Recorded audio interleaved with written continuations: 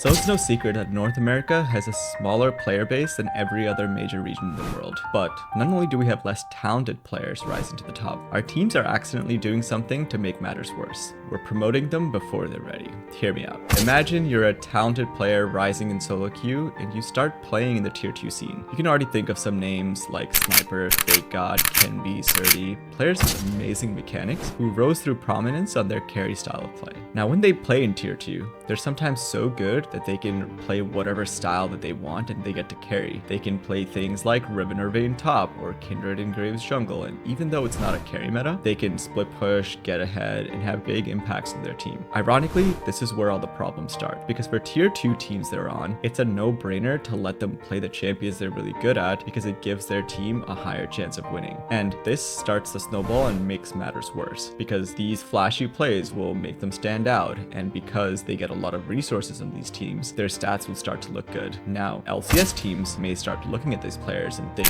wow, they're so good for tier 2, let's take a shot on them. And when they get promoted, now they're playing against professional players, some with a lot of experience or some were even imported from around the world. They can't get the same level of leads they could against those that know what they're doing, and they never actually learn how to play the game from an even game state or even from behind, so they start struggling more and more. Inevitably, it gets to the point where this team will stop catering to them and ask them to play more team-based champions like tanks. But these players have generally never had to play these champs or learn how to play weak side or farm properly or set up for the team or sacrifice, because they were always put in a position to carry. So not only are their strengths no longer applicable in this new arena, they've ignored all aspects of the game that they needed, but now they have to learn it from scratch while dealing with the pressure of a professional environment. So for many talented players, their progress starts to slow down and their confidence and form starts to take a hit for a long time, and sometimes it never recovers. They may still be good, but they never hit their true potential because they spent their entire time during their development era focusing on the things that they were good at rather than expanding and working on the things they were bad at to become more well-rounded players. This is